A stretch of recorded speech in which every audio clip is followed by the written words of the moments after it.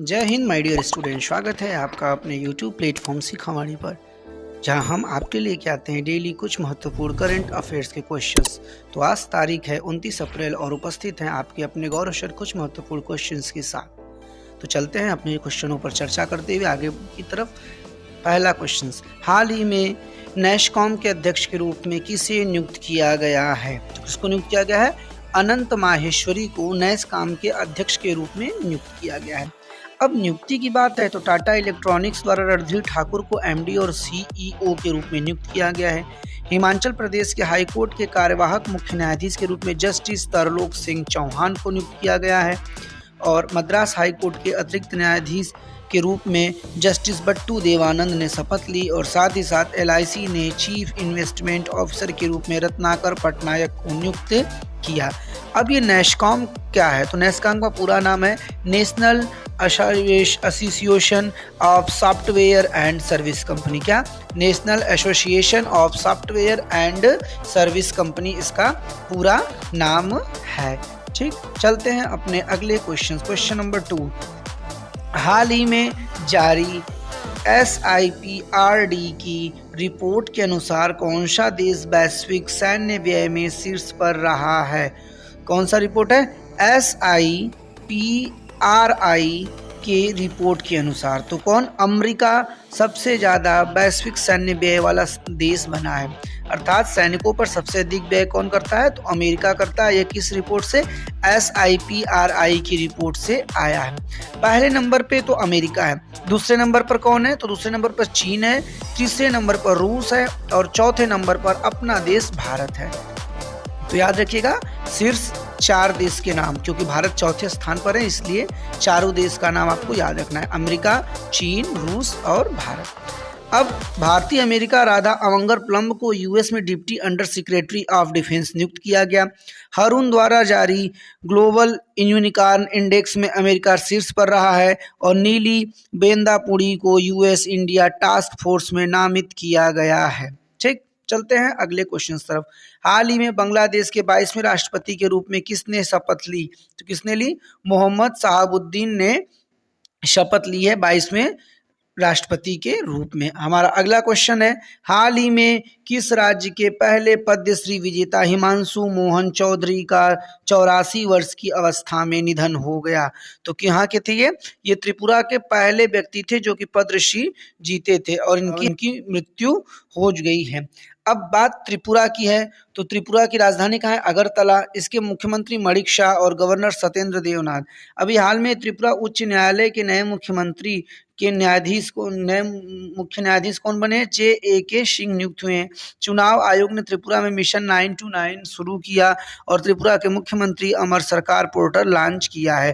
त्रिपुरा सरकार ने earn with learn की योजना भी प्रारंभ की है। चलते हैं अगले क्वेश्चंस। हाल ही में किस अभिनेत्री को लता दीनानाथ मंगेशकर अवार्ड मिला? याद रखिएगा, अब किस अभिनेत्री को लता दीनानाथ, तो किसको मिला? विद्या बालन जी को लता दीनानाथ मंगेशकर अवार्ड मिला है। चलते हैं अगले क्वेश्चन नंबर 4। हाल ही में किसने साथी पोर्टल और मोबाइल ऐप लॉन्च किया? तो किसने किया? नरेंद्र सिंह तोमर जी ने मोबाइल ऐप लॉन्च किया है, साथी पोर्टल और मोबाइल ऐप लॉन्च किया। चलते हैं अगले क्वेश्चंस में। हाल ही में किस देश के क्रिकेटर गैरी बैलेंस ने सभी प्रारूपों से संन्यास लिया है? तो किस देश के? ये इंग्लैंड के हैं और इन्होंने सारे प्रारूप से क्रिकेट के संन्यास ले लिया गैरी बैलेंस ने। चलते हैं अगले क्वेश्चंस की तरफ। Question number 8।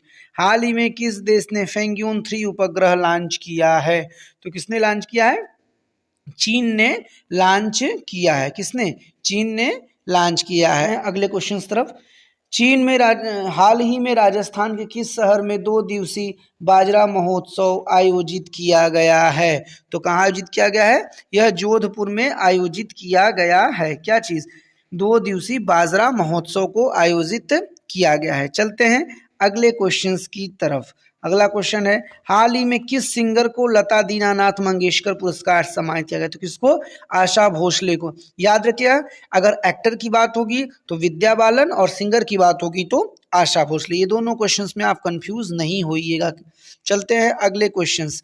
हाल ही में किस संस्था ने state of global climate report जारी किया है? तो किसना? किया है WMO ने, किस चीज का, स्टेट ऑफ ग्लोबल क्लाइमेट शीर्षक पर एक रिपोर्ट जारी किया है। अब देखिए WMO का मतलब क्या है, तो WMO का मतलब है वर्ल्ड मेट्रोलॉजिकल ऑर्गेनाइजेशन, जिसकी स्थापना 1950 में हुई और इसके हेडक्वार्टर जिनेवा में और इसके चेयरपर्सन कैरहेड एंड्रियन है। कौन, कैरहेड एंड्रियन। तो याद रखिएगा WMO ने स्टेट ऑफ ग्लोबल क्लाइमेट शीर्षक का रिपोर्ट जारी की है। चलते हैं अगले क्वेश्चन की तरफ। हाल ही में साइक्लिंग महासंघ के नए अध्यक्ष कौन चुने गए हैं, तो कौन चुने गए हैं, पंकज सिंह को नए साइक्लिंग महासंघ के नए अध्यक्ष के रूप में चुना गया है। चलते हैं अगले क्वेश्चन। हाल ही में किसे 64 साल बाद व्यक्तिगत रूप से रेमन मैग्सेस पुरस्कार मिला है, तो किसको मिला है, यह दलाई लामा जी को मिला है। 64 साल बाद व्यक्तिगत रूप से किसी को रेमन मैग्सेस पुरस्कार मिला है।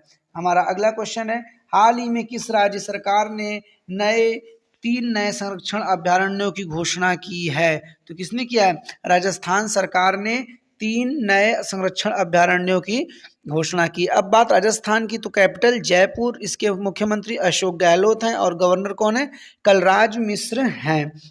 अभी हाल में ही जयपुर में स्थापित की गई क्या चीज, पहली भारत की व्यवहार प्रयोगशाला, और MSME औद्योगिक प्रदर्शनी और मेले का उद्घाटन कहाँ हुआ, यह भी कोटा में हुआ। और मनरेगा के तहत श्रम दिवस उत्पादन में राजस्थान शीर्ष पर रहा। राजस्थान के जोधपुर शहर में 2 दिवसीय बाजरा महोत्सव का आयोजित किया गया और दुनिया की तीसरी और भारत दूसरा सबसे बड़ा क्रिकेट स्टेडियम राजस्थान में बनेगा और 30 मार्च को राजस्थान की स्थापना दिवस के रूप में मनाया गया। और 18वें विश्व सुरक्षा कांग्रेस का आयोजन कहाँ होगा, तो वो भी जयपुर में की गई। चलते हैं अगले क्वेश्चंस की तरफ। हाल ही में स्मोक एंड एशेस नामक पुस्तक किसने लिखा है, तो किसने लिखा है, अमिताभ घोष ने स्मोक एंड एशेस नामक पुस्तक को लिखा है। अब पुस्तक की नाम है तो और रिसर्चेट नॉर्थ ईस्ट नैरोटिक्स ऑफ चेंज नामक पुस्तक आशीष कुंद्रा ने लिखा। बोरिया मजूमदार द्वारा लिखी गई नई पुस्तक सचिन @15 सेलिब्रेटिंग एमेस्ट्रो का विमोचन किया गया। The great bank robbery, NPS scam and the future of regulation पुस्तक वी पट्टाभिराम ने लिखा है। चलते हैं अगले क्वेश्चन की तरफ। हाल ही में भारत ने किस देश के साथ मिलकर net zero innovation virtual centre बनाने की घोषणा की है, तो किसके साथ, यूनाइटेड किंगडम के साथ मिलकर भारत ने net zero innovation virtual centre बनाने की घोषणा की है। अब बात यूके की है, तो यूके ने अभी लाखों फोन के आधारित क्या किया है, आपातकालीन अलर्ट सिस्टम का परीक्षण किया है और यूके ने इलीगल माइग्रेशन बिल पेश किया।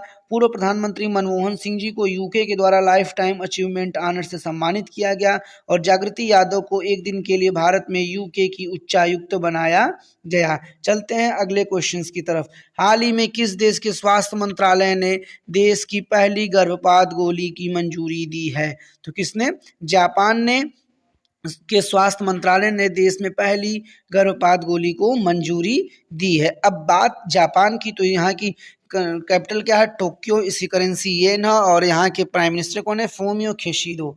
अभी हाल में ही धर्म गार्जियन युद्धाभ्यास भारत और जापान के बीच हुआ। भारत जापान को पीछे छोड़कर वैश्विक स्तर पर तीसरा सबसे बड़ा ऑटो बाजार बना है और भारत और जापान के बीच अभ्यास वीर गार्जियन 2023 भी हुआ है। चलते हैं अपने अगले क्वेश्चन, जो कि आज की हमारी अंतिम प्रश्न होगा।